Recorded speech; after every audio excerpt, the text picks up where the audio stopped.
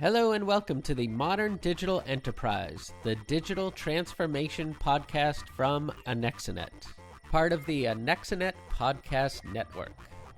Today we're going to be speaking with Anexinet VP Ryan Benner about what your organization can do to ensure it's flexible enough to accommodate the surge in your remote workforce necessary to keep the business running and employees safe during the coronavirus pandemic. Hey, this is Ryan. Hey, Ryan. Thanks for joining. Before we begin, could you just talk about your background a little bit and how you got to where you are at Anexinet? Sure.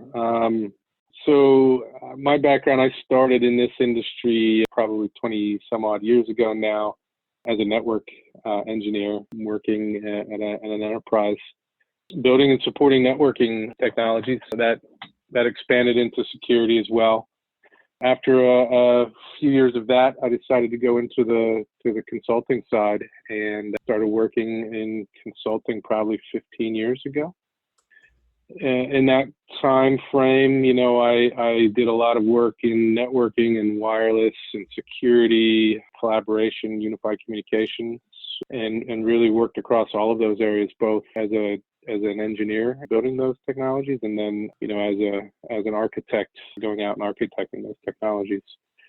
But over that time, I've taken on more of the architect and consultant type roles and less of the actual hands-on engineering, and then spent probably the last 5 to 6 years really focused on just building great teams that can architect and deliver technologies across the entire IT stack. Perfect. Thanks so much.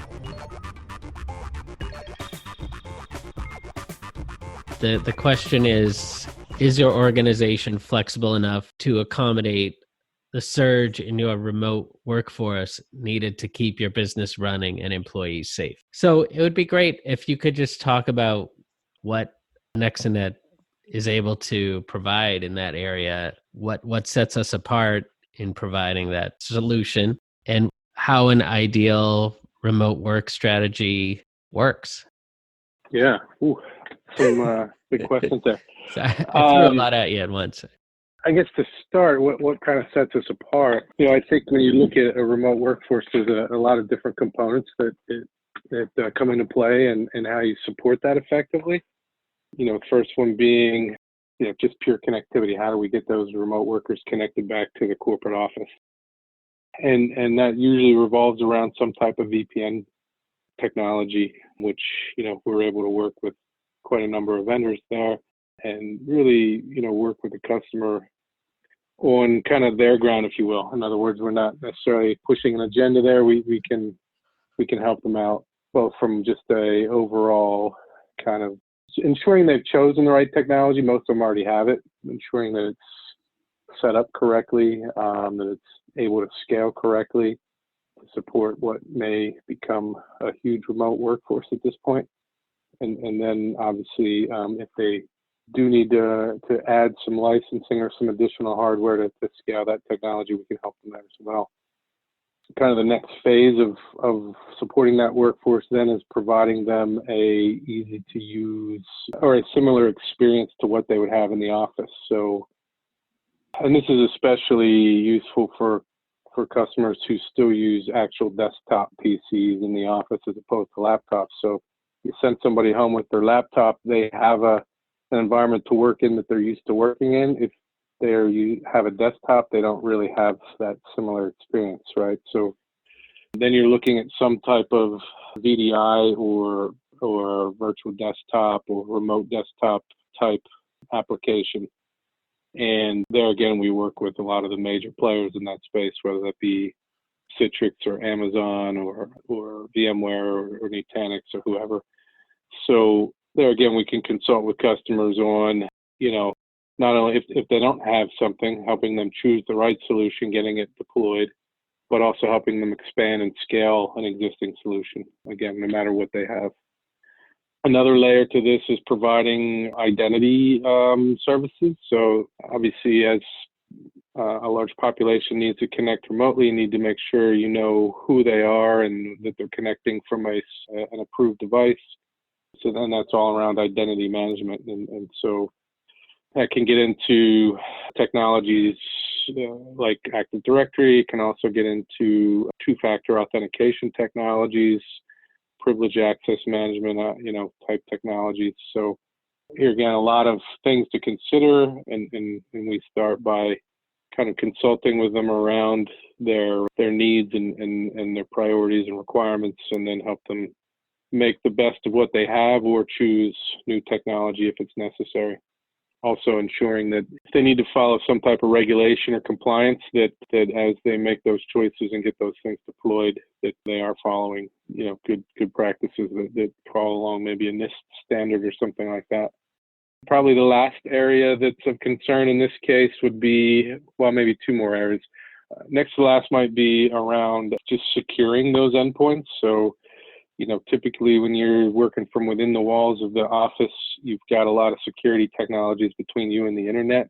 But if you're working from home or the local coffee shop or wherever it might be, you're typically not as protected anymore. So, how do we manage all those endpoints and ensure they get the same level of protection and policy application that they might have while they're in the office?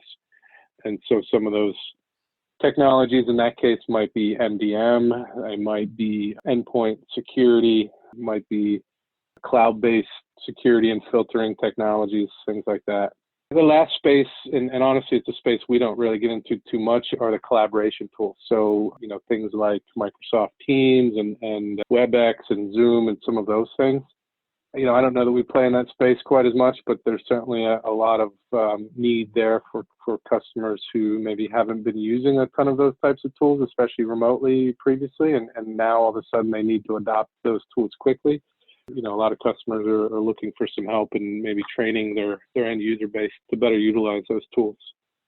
But what I think sets us apart really is the fact that we can work across all of those areas and that we can consult with them across all of those areas. We've worked with a lot of different tools within each of those spaces, so it's not like we have a particular religion around any one tool set. And, we find that we've been able to help quite a few customers on different platforms already.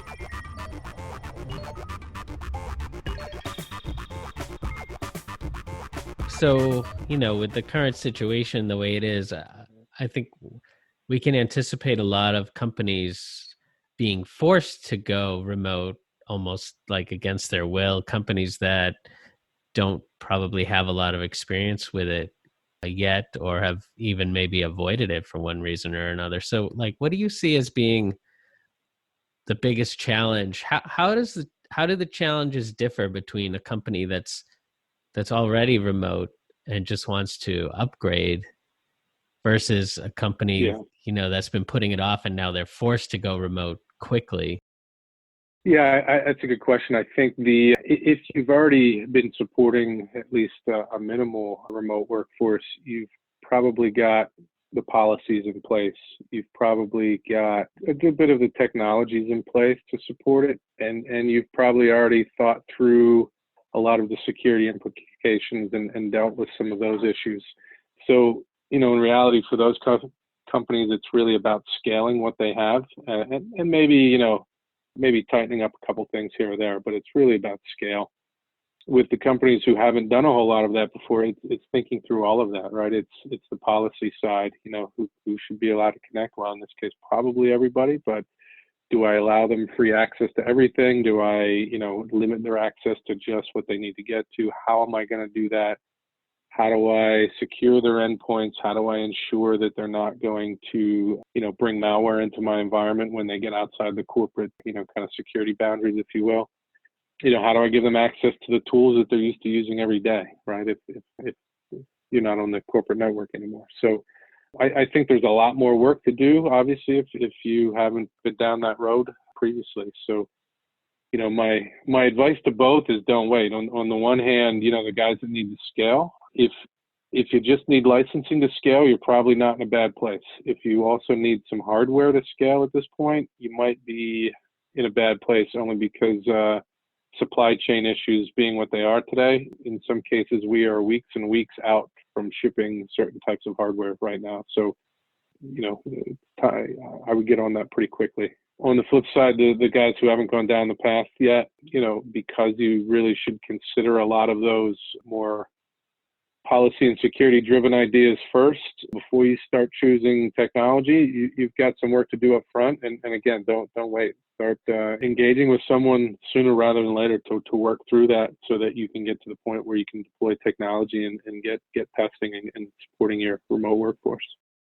So how does Anexinet specifically help a company that's trying to get remote quickly and ramp up their remote workforce? How are we able to accelerate that process for them? Sure. I think because we've worked across all of these areas in the past with multiple customers, with multiple technologies, I think we're able to accelerate that process from the standpoint of we generally know what you need to do from a policy standpoint. We know the types of tools that you should have in place to remain compliant with the various, standards, NIST or any of those types of things. And of course, we know most of the common technologies out there, and so we can help you choose the appropriate one based on your environment, your applications, and your people. We can help you choose that pretty quickly. So, I'd look at it as, we still have to go through all of that, but we're able to accelerate that. And I don't know if there's an exact number, but because we've seen so much, I think, it wouldn't be crazy to say we could probably accelerate that 3 to 5x.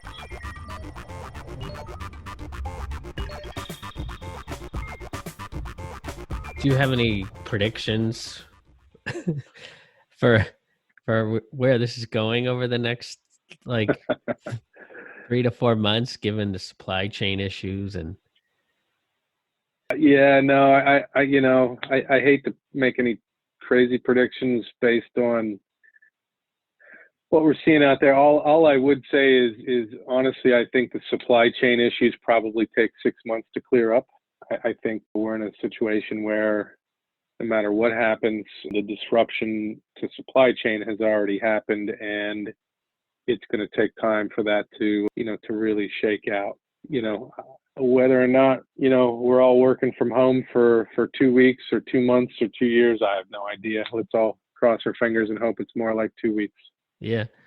Would you have any suggestions for companies other than companies that need to ramp up their remote workforce, other than hiring Anexinet to come and help them out for just strategies that they might pursue?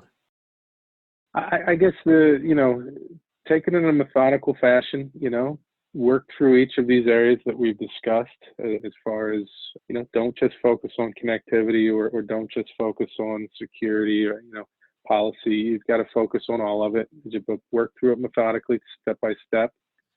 Deploy a smaller environment first that has the ability to scale.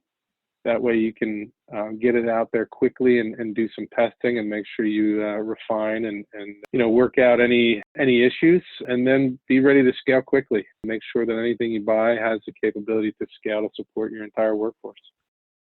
I know that some of our areas of focus for remote workforces include VDI, remote desktop, VPN, identity management, two-factor authentication, and mobile security and policy management. You've mentioned some of these already. Do you want to provide any more detail on any of these specific elements? I guess maybe the one area that really we could go into a little bit of detail would be like the remote desktop or VDI space.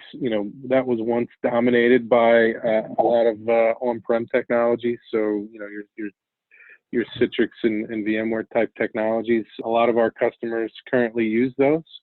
They're a little bit more difficult to scale as you look forward, just because it's hardware based and you need to scale via the hardware. If you're looking to scale quickly and efficiently, I would be looking at cloud technologies, whether that be from AWS or Microsoft or even Citrix in the cloud.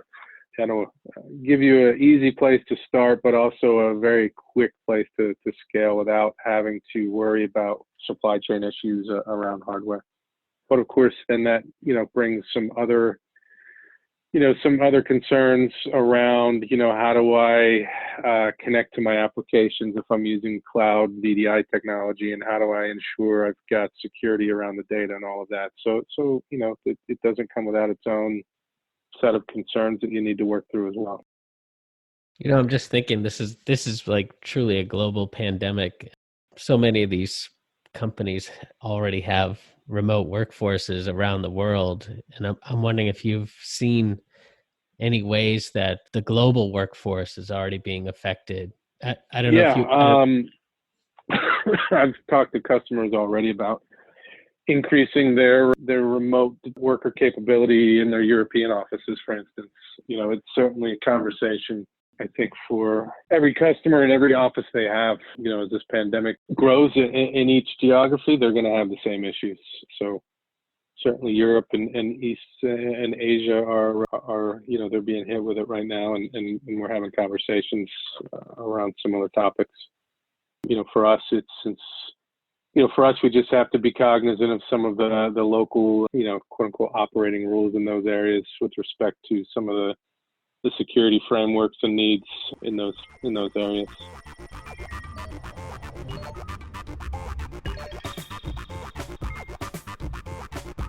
Remote working has been around for quite a while now. What are some of the ways that the technology has evolved recently to make it better, more efficient, more secure?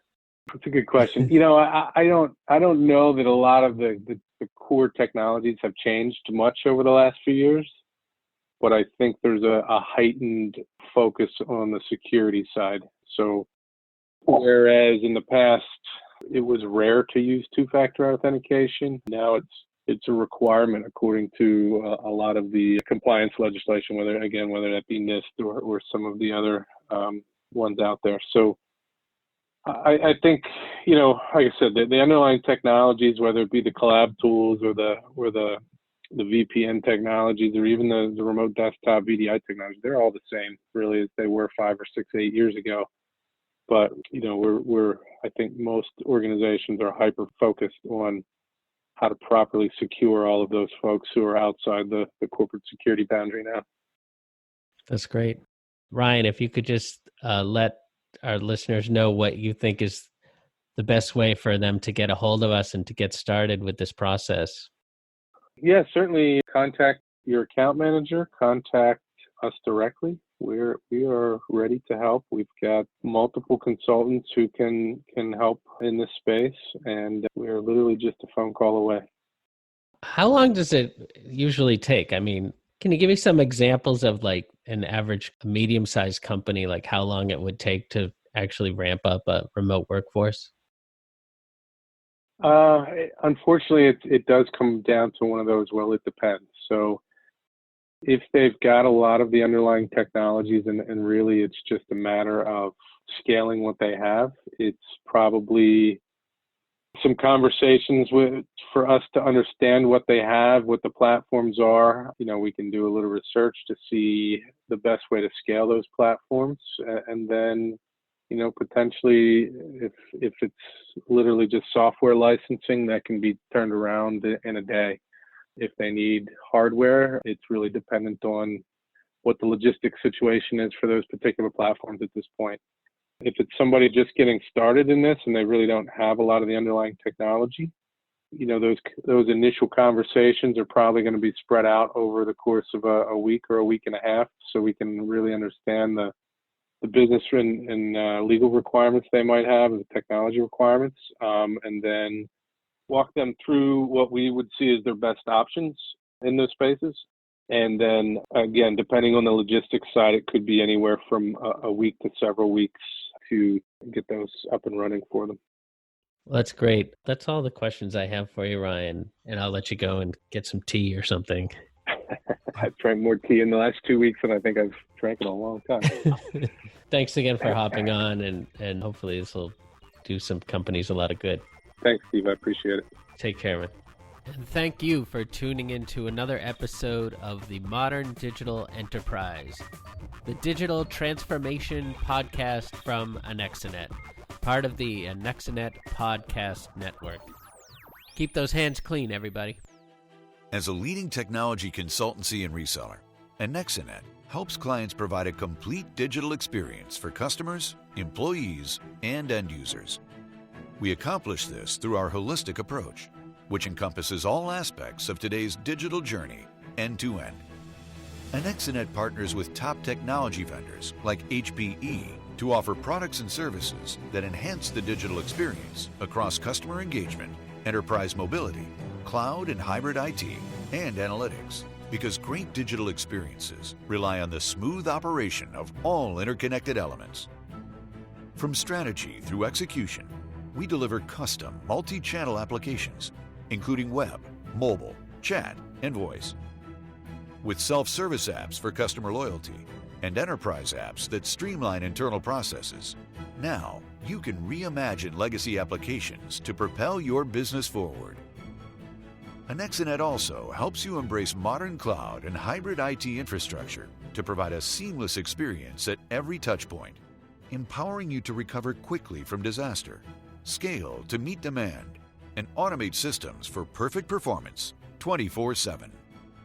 And to maximize your competitive advantage, we ensure you always deliver the best experience possible by continuously honing your digital solutions through data-driven insights. So, how do you know if your business has what it takes to provide the complete digital experience? One that sets you apart, maintains competitive edge, and turns users into passionate fans? Simple. Just give us a call. Together, we can deepen engagement and make every digital experience remarkable.